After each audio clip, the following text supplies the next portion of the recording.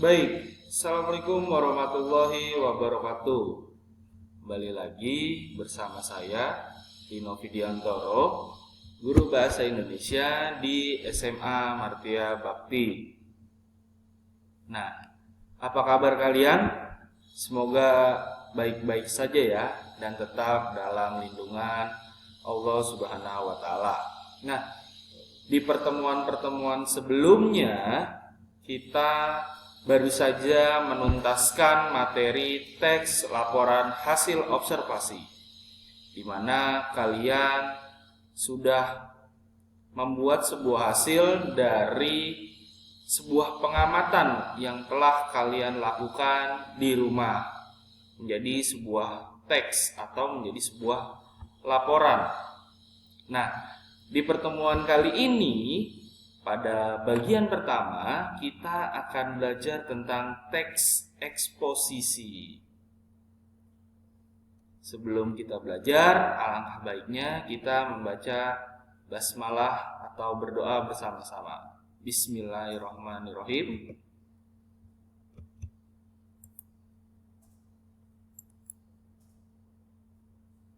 Nah, seperti biasa, sebelum pembelajaran ini kita mulai, kalian harus mengetahui terlebih dahulu apa sih tujuan pembelajarannya.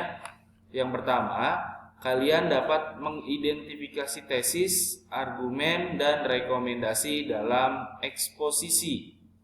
Yang kedua, tujuan pembelajarannya adalah kalian dapat membedakan fakta dan opini dalam sebuah teks eksposisi. Nah, teks eksposisi biasanya digunakan seseorang untuk menyajikan gagasan. Gagasan tersebut dikaji oleh penulis atau pembicara berdasarkan sudut pandang tertentu. Berarti bisa objektif, bisa subjektif. Untuk menguatkan gagasan yang disampaikan, penulis atau pembicara harus menyertakan alasan-alasan yang logis. Dengan kata lain, ia bertanggung jawab atau penulis bertanggung jawab untuk membuktikan, mengevaluasi, atau mengklarifikasi permasalahan tersebut. Bentuk teks eksposisi ini biasanya digunakan dalam kegiatan ceramah, kuliah, pidato, editorial, opini, atau sejenisnya. Nah, kita lanjut. Teks eksposisi. Seperti biasa, kita harus mengetahui dulu pengertian dari sebuah teks eksposisi. Expose, kita ambil kata expose. Di sini ada teks eksposisi. Apa sih expose di sini? Expose itu memaparkan atau menyampaikan. Jadi sederhananya seperti itu ya. Teks eksposisi adalah teks yang menyampaikan atau memaparkan isi. Isi itu ada 3 nantinya. Ada pengetahuan, ada berita, ada data. Nah, itu yang disampaikan dalam sebuah teks eksposisi. Nah, kita lihat pengertiannya. Teks eksposisi merupakan paparan yang bertujuan memberitahu atau menerangkan sesuatu. Menurut Kamus Besar Bahasa Indonesia, eksposisi berarti uraian atau paparan yang bertujuan menjelaskan maksud dan tujuan dalam karangan. Nah, di sini ada ahli dalam bahasa yaitu Goris Kerok memaparkan tentang eksposisi atau pemaparan adalah salah satu jenis teks atau keterampilan bahasa secara efektif yang berusaha untuk menerangkan atau menguraikan suatu pokok pikiran. Nah, tadi teks eksposisi itu bisa mengurai atau bisa memaparkan pengetahuan, memaparkan data, atau memaparkan sebuah informasi yang baik tentunya. Lanjut. Nah, ini ada lagi menurut Al-Wasilah menyatakan bahwa eksposisi adalah tulisan yang tujuan utamanya adalah mengklarifikasi, menjelaskan, mendidik, atau mengevaluasi sebuah persoalan. Penulis berniat untuk memberikan informasi atau memberi petunjuk kepada pembaca walaupun sedikit berbeda. Nah, kedua ahli tersebut memiliki kesamaan yang terletak pada tujuan penulisan eksposisi. Jadi, apa yang disampaikan Al-Wasilah dengan apa yang disampaikan Goris Keraf memang memiliki perbedaan sedikit, tapi persamaannya adalah keduanya menjelaskan tujuan dari sebuah teks eksposisi. Di sini ada mengklarifikasi, menjelaskan, mendidik, dan mengevaluasi. Sedangkan kalau Goris Keraf itu menguraikan sebuah informasi atau sebuah objek sehingga memperluas pandangan atau memperluas pengetahuan si pembaca nantinya. Itu merupakan pengertian dari sebuah teks eksposisi. Kita lanjut. Nah, setelah kalian mengerti atau paham pengertian atau definisi dari sebuah teks eksposisi, di sini saya akan menjelaskan ciri teks eksposisi. Yang pertama, yang kedua, yang ketiga, dan yang keempat. Jadi ada 4 ciri teks eksposisi. Yang pertama, bersifat objektif. Apa sih bersifat objektif? Pada pembahasan atau persoalan tidak menggunakan kata atau frasa yang bersifat menarik emosional pembaca sehingga tidak memihak kepada siapapun. Nah, bersifat objektif ini maksudnya semua bisa memahami secara baik dan benar gitu, tidak subjektif, hanya ada satu sudut pandang. Tapi teks eksposisi ini bersifat objektif. Di dalamnya mungkin tidak ada yang namanya kalimat persuasif atau mengajak pembaca untuk ikut andil dalam teks yang ia baca, seperti itu. Yang kedua, bersifat informatif, artinya setelah dibaca, pembaca merasa mendapatkan informasi tambahan. Ya tadi, teks eksposisi isi di sini nih ada pengetahuan, ada berita, ada data.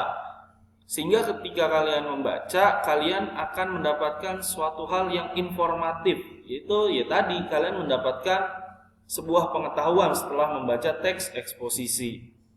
Yang ketiga, memuat fakta atau opini, berisi data berupa angka, misalkan tingkat kasus trafficking selama sedekade terakhir, atau yang baru-baru ini kasus apa ya? Bukan kasus sih, lebih pada pandemi, ya kan? Biasanya tuh ada data-datanya. Nah, datanya itu biasanya kalau sudah bersifat data biasanya real atau fakta. Jadi teks eksposisi ini bisa fakta, bisa opini. Tapi kalau sudah ada data atau angka, itu sudah pasti real atau nyata. Yang keempat, menggunakan bahasa baku dalam ragam laras ilmiah dan gaya bahasa yang lugas. Selain itu, tanda baca dan ejaan juga sangat diperhatikan dalam menulis atau bisa menggunakan POB, pedoman untuk ejaan bahasa Indonesia. Nah, POB ini atau KBBI. Nah, bahasa dalam sebuah teks eksposisi itu memang harus baku, ya. Mungkin nantinya akan terkesan kaku gitu ya kalau bahasanya baku. Kita lanjut, setelah ciri teks eksposisi, kita akan mengetahui jenis-jenis dalam teks eksposisi. Yang pertama, ada eksposisi proses. Eksposisi proses merupakan teks eksposisi yang memaparkan langkah-langkah atau cara melakukan sesuatu atau dalam membuat hal tertentu gitu ya. Yang kedua, teks eksposisi ilustrasi. Eksposisi ini bertujuan untuk memberikan gambaran atas suatu ide nyata agar pembaca dapat memahami dengan baik. Nah, itu.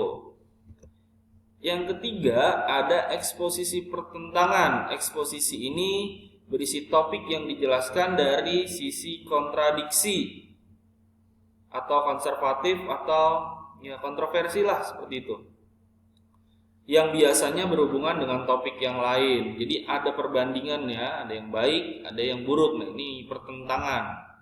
Nah, sementara kalau perbandingan membandingkan antara satu dengan yang lain menjadi ciri dari teks eksposisi. Jadi teks eksposisi itu memiliki ciri, yaitu ciri membandingkan, ya.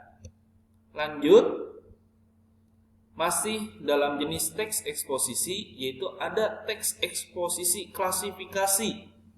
Eksposisi ini berfungsi untuk mengelompokkan atau membagi sesuatu ke dalam golongan tertentu. Ya, namanya juga mengklasifikasi, berarti kan memilah atau mengkotak-kotakan. Lanjut, ada eksposisi berita. Eksposisi ini biasanya berisi informasi yang biasanya terdapat pada media massa yang bersifat aktual dan faktual. Aktual ini cepat, faktual ini nyata atau real. Lanjut, ada eksposisi analisis. Eksposisi ini berisi pengamatan yang mendalam, lalu pada bagian argumentasi dibahas secara bertahap. Yang namanya analisis step by step, jadi harus urut, harus runtun, tidak boleh acak. Ini mungkin ciri dari sebuah teks eksposisi analisis. Dan selanjutnya ada eksposisi definisi. Eksposisi definisi. Eksposisi ini biasanya menjelaskan tentang hal-hal tertentu atau topik tertentu secara definitif, yaitu memberikan penjelasan dengan batasan makna. Ya, seperti definisi ini kan pengertian, ya. Mungkin eksposisi di sini memaparkan tentang pengertian hutan, pengertian globalisasi dan lain-lain. Nah, dari berapa tuh tadi? 8 mungkin ya, dari 8 jenis teks eksposisi ini contohnya sudah saya paparkan secara jelas di halaman blogspot, ya. Jadi literasi nanti, saat literasi kalian bisa melihat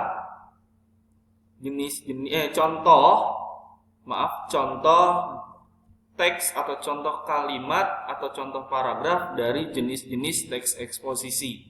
Ada 8. Jadi kalian bisa lihat blog, lalu ya bisa dipelajari lebih lanjut. Oke. Sekian pembelajaran hari ini, semoga bermanfaat, semoga berkah. Bila mana ada yang kurang dimengerti atau belum dipahami, kita bahas pada forum Google Classroom. Sekian pembelajaran hari ini. Assalamualaikum warahmatullahi wabarakatuh. Terima kasih.